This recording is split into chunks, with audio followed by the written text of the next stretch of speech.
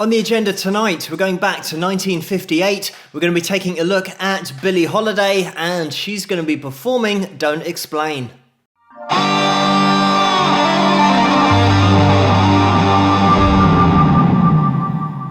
Hello, Phil here from Wings of Pegasus, and welcome to another analysis video. If you enjoyed this video, please give it a thumbs up and subscribe. So let's get Billie up on screen and see how she gets on.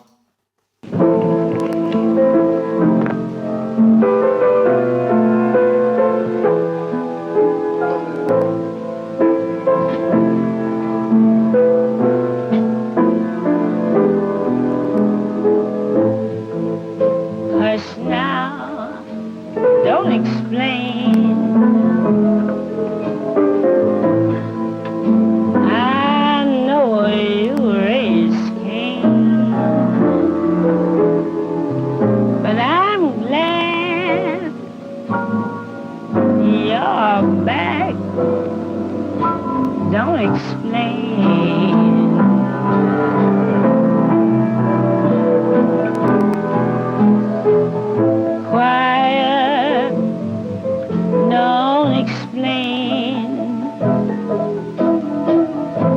You mixed with some name. Skip that lipstick. Don't explain. You know that I love you, and what love endures. All my thoughts of you, for I'm so completely yours. Cry to hear folks chatter, and I know you're cheap, but right and wrong don't matter when you're with me, sweet. Hush now, don't explain. You're my joy and pain,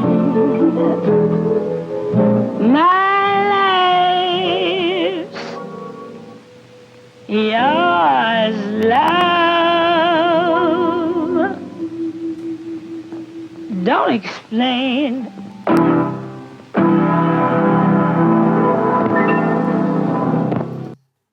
And there we have it. A short video to look at tonight, but there is so much in this performance. It is one of those that is rare because Billie is leading the instrumentalists, and is something that happens with jazz, and being a jazz vocalist is totally different to being a vocalist in other mainstream genres where you're very much led by the band and the drummer starts up and you've got your tempo and everything goes along at that tempo and you're given the key of what you're playing in. Generally, the instruments are going to come in before the vocal. So the vocalist has that guide, whereas here, it is all focused on Billie and her vocal. You can see that halfway through, everybody's waiting for her to start the next line, and she is determining where the whole performance goes. It is an important thing to mention that when the performance is led by Billie vocally, she's already singing the note of the chord that's about to accompany that note. So if it was slightly off, it's going to sound bad, but she is spot on all the time so that the chord that comes in complements that perfect pitch that she has hit. It is interesting to take a look at Billie tonight, considering the videos that I've done recently. One of those was Bing Crosby and Frank Sinatra as well. The way that they slid between notes and gave it that easy to listen to sound because of using that stylization. And here we have a great example of somebody that did inspire Frank Sinatra. In fact, He said that Billie was his single greatest influence on him as a singer. So certainly the technique of sliding between notes is something that Frank took on, as well as just everything about Billie, the expression, her control, vibrato, so many great things about her voice, the tone as well, which is unmistakable. But I have rewound the video just to a point where we can hear the slides in action. And on this vocal phrase, I know your ace game, just listen to the way that Billie blends these notes together by using slides. I know your ace game. And there it is. So at no point is there any break in that vocal phrase, and there are no steps in there, no jagged lines, no movements from note to note that is not smooth. So it just gives it a totally unique sound, but also just lets those notes flow. The other thing that I want to point out is the range that's being covered here by Billie, and not as a whole, but just in vocal phrases. And we're going to be looking at that now. I have queued the video back again to take a look at "And I Know You Cheat." That is the line that's being sung, but the way that Billie sings it, she throws her voice up to an A4, and then the next note that follows that, again, this is all smoothly woven together with that sliding stylization, but she goes all the way down to a G3. So it means that she slides down to over an octave below the note she's just sung, and then she ascends to an E4. So the vocal phrase is all over the place from a pitch perspective, but she throws it together so seamlessly and so easily, you don't really take in the crazy range that's being covered just in this one vocal phrase. So let's have a listen. And I know you cheat. And that's it. That's as easy as it is, or at least as easy as Billie makes it sound, but trying to replicate that smooth transition over such a range is so difficult to do. And this is why Billie was just one of those standalone singers. And this is the thing about jazz. It is so different from a melodic perspective, from mainstream genres that you're used to hearing every day, because you'll have one note that will be followed by another note that normally you wouldn't hear. Because in jazz, pretty much, you can go where you want to, and it's all about, especially in Billie's case, the extemporization vocally that she's going through. And having that appreciation of melody from a background in jazz means that she's going to be throwing these notes and her pitch all over the place. She is staying in pitch. This is the great thing about it, but it's that extemporization. It is shooting from the hip in exactly the same way that when you get a great band of musicians and they start jamming, they're just going where they want to. It is something that she referred to herself as wanting her voice to sound like an instrument, and she had that improvisational approach vocally, so that it is like a musician jamming and just exploring different avenues melodically, but the instrument in her case was her vocal cords. Putting her control of vibrato under the spotlight as well, she has the vibrato where you go above the note, and I've mentioned this before about controlling your vibrato with air so that you're just stopping the note. That's a tremolo vibrato. You've then got changing the pitch of the note, which we've got going on here, but more often than not you will hear the vibrato being applied so that the note that's being hit is being dipped below and then it just goes up and touches that note, whereas here Billie goes above the note. And I have rewound the video again to a point where we're going to listen to it in slow motion, and you can just hear the note, once it's been hit, is then being increased in pitch and then come back down again to apply that vibrato. But let's have a listen. Don't explain. And there we have it. Obviously, when it's slowed down, it's going to sound a lot more dramatic. You're not really aware that it's going on to that extent, but you could hear the "don't explain," and it's going way up there, and it's touching at least a semitone above the note that's being hit by Billie previously. So it is a dramatic vibrato, but the smoothness of the delivery means that you don't really notice the pitch that's being covered because it is so easy to listen to because it's so smooth. It is something that if you try to imitate the vibrato that Billie's applying here, it would sound contrived because you're trying to do it. Whereas when you listen to a great singer like Billie, who just has the natural ability to apply the vibrato at a perfect frequency and just to get those notes to sing above the note, you don't notice it because you just accept the note for what it is, because it is just a stylization that is being applied naturally, and it's the expression that we hear and not the vocal technique. Talking about her vocal tone, she had such a unique tone to her voice, and that set her apart from every other singer around at the time. And of course, everybody has got a distinct and unique vocal tone because of the way that we look. Our resonance chamber, our head, looks different to somebody else's, and that's why it will sound different, just bouncing off different angles in your head. But with Billie, she also has this vocal fry that works its way into this performance quite a lot.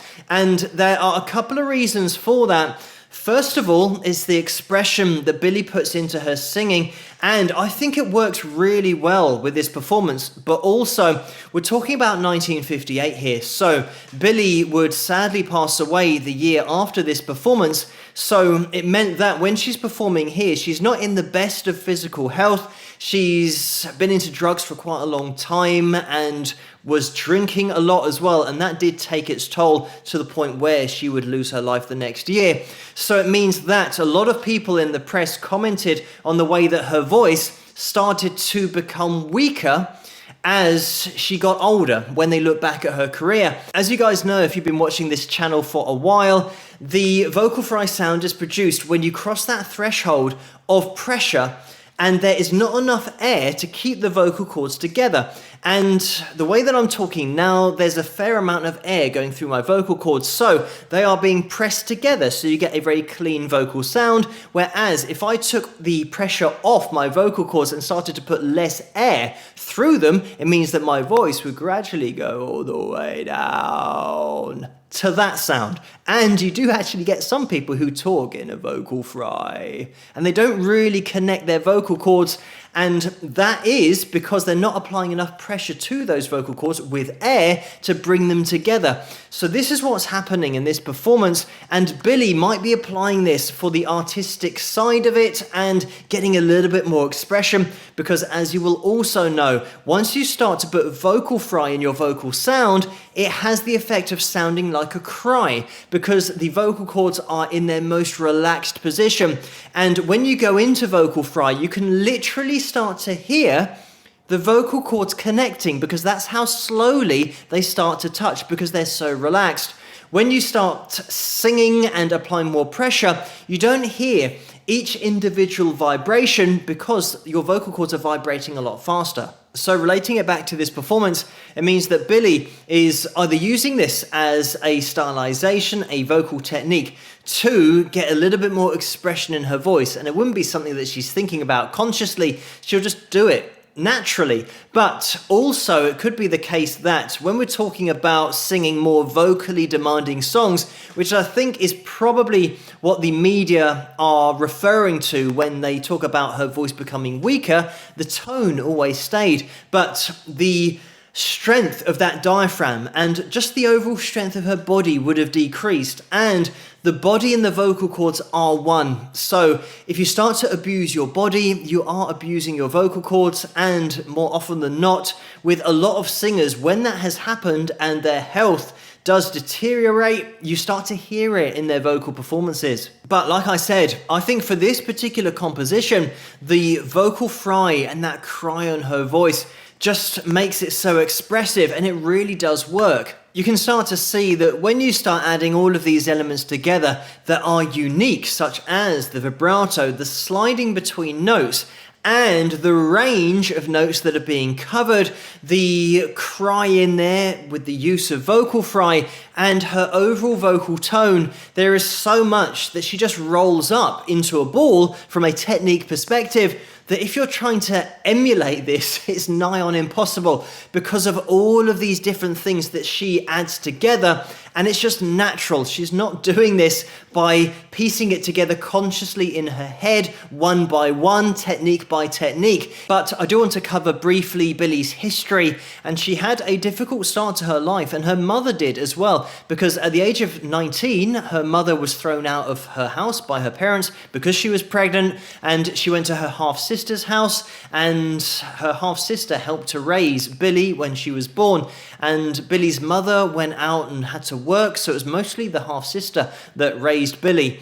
And unfortunately, Billie did miss a lot of school, and it meant that by the age of 9, she was brought in front of the juvenile court, and then she was sent to reform school at that age. So she was paroled after 9 months, and her mum at this point has set up a restaurant, so it meant that at 10 years of age, she was helping her mum, working long hours in the restaurant, and she stopped going to school at age 11, and she also started listening to Louis Armstrong and Bessie Smith at the age of 12, as well as performing in Harlem as a teenager. Billie took her stage name from Billie Dove, an actress of who she was a huge fan, and also her probable father, Clarence Holiday. She got together with her neighbor, who was a tenor saxophonist, and they started hitting the clubs. She also started to get a reputation. And on one night, Manette Moore was due to play a gig, but she had to cancel, so it meant that Billie stood up there and replaced her. It just so happened that John Hammond, who was a producer at the time, was a huge fan of Manette's and had turned up to see her perform, but saw Billie instead. And he was a big fan of Billie's sound, so he organised for her to record, and this would have been when she was 18 years of age in 1933. She recorded 2 songs, the second of which being Riffin' the Scotch, and this turned into her first hit. So in 1935, she signed to Brunswick Records, and this was through John, and then she teamed up with Terry Wilson, who was a pianist, and they were given the job of performing pop songs, but in the swing style, to cater for the new jukebox trend that was taking off at the time. So they recorded What a Little Moonlight Can Do and Miss Brown to You, and Billie had this improvisational approach to recording, and it was revolutionary in order to come up with a melody just at the drop of a hat and not have pre-rehearsed it. Unfortunately, the record label didn't like this because they wanted Billie to sound like Cleo Brown. That is the artist that they were trying to mold her into sounding like. But then, once they realized that these songs were taking off and selling well, they started to accept that they could treat Billie as a standalone artist. So they took pop songs like 24 Hours a Day and Yankee Doodle Never Went to Town and made those into jazz classics. She joined the Count Basie Orchestra and in 1936 released Summertime, and this was a huge hit. At that time, she was in direct competition with Ella Fitzgerald in the charts, but they got on and became friends later on. And she did leave the Count Basie Orchestra because she was hired by Artie Shaw, and she became one of the first ever black women to front a white orchestra. Unfortunately, again, it was a totally different time, and racism was definitely prevalent in society to the point where at some of the venues where they did perform, she was told she wasn't allowed to sit on the bandstand because she was black, whereas Artie stood up for her and made sure that she was treated just like everybody else. She was being broadcast on New York radio, and in 1938, unfortunately, she was still the victim of racism at performances, and she was asked to use the service elevator at the Lincoln Hotel rather than the passenger elevator. And this was apparently because some of the people staying at the hotel had complained, and this was the last straw, so Billie left the Artie Shaw Band at this point. And by the late 30s, she did have a string of popular radio and retail successes. In 1939, she came to hear a song called Strange Fruit, and this was based on a poem about lynching, so it was highly controversial. Columbia Records said that they wouldn't record it or release it, but Commodore Records said that they would. So they made a single with this and they released it. On the other side of that single was Fine and Mellow, and that turned into a huge jukebox hit. Now, during Billie's success, she gave money to her mum in order to help her mum with her restaurant and keep it up and running and allow it to thrive. But then when Billie was in a bit of a tight spot and needed some money, she asked her mum, but then her mum just flat out refused to help Billie out. So a direct result from the ensuing argument was that Billie wrote God Bless the Child, and that was released in 1941. It got to number 25 in the charts, sold over 1 million copies, and it was a huge hit. In 1976, it got placed in the Grammy Hall of Fame. In 1943, she had a feature in Life magazine, and in 1944 released Loverman, and that was another huge hit. In 1946 is when she released the song that we've just heard, Don't Explain, and that was referring to her husband at the time, who came back with lipstick on his collar. And unfortunately, in the mid to late 40s is when Billie was getting heavily into drugs and alcohol as well, was spending a lot of money on drugs and alcohol, and in the last 3 years, she had made $250,000. Unfortunately, in 1947, she was arrested for possession of narcotics and sent to prison, and she was released in 1948 due to good behavior and performed in 1948 at Carnegie Hall, and she filled that place out, sold 2,700 tickets. I think she was apprehensive about the performance because she thought that people would see her in a negative light, considering the fact that she'd just completed that prison sentence. But she didn't have to worry about anything. She was still massively popular. And in 1949, she released Crazy He Calls Me, and this was placed into the Grammy Hall of Fame in 2010. Unfortunately, because of her previous conviction and prison sentence, it meant that she wasn't able to perform anywhere where they served alcohol, and this was the case for the last 12 years of her life. In the 1950s, unfortunately, her records went out of print, and during this time as well, she was still using drugs and drinking and part of abusive relationships. In 1956, she did release Lady Sings the Blues, and this was her autobiography as well as an album. And that same year, she performed again at Carnegie Hall, and that was massively popular, again drew big audiences, and this was released actually in 1961 on the album The Essential Billie Holiday, and that was a live album after her death. In 1957, she got married to a mob enforcer, and in 1958, which is the year that we're looking at here, she would earn $11 in royalties from her music and previous performances because she realized that she didn't own any of the recordings and all of the stuff that she had written previously. Sadly, due to the effects of alcohol and drugs on her body, she had liver disease and heart disease in 1959, and she did pass away at the age of 44 due to a pulmonary edema and heart failure as well, caused by cirrhosis of the liver. But we can look back at these videos and we've got to be thankful for the fact that we've actually got videos of the likes of Billie Holiday performing live, where we get to appreciate her vocal ability, but also her unique vocal style, because it is something that inspired future generations of not only female singers, but male singers like Frank Sinatra that I mentioned at the beginning of the video.